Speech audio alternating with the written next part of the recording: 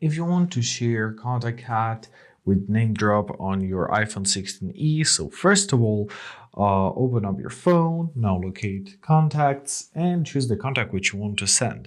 For example, I want to send this one. So make sure that you have all the information implied. If not, simply press edit and add up those information.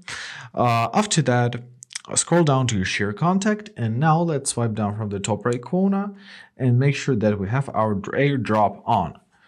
I'll set it on everyone in 10 minutes, and that's it. On the second phone, which is the receiving phone, swipe down from the top right corner and make sure that you have your AirDrop turned on as well. Great. Now let's press share contact on this phone and let's press done.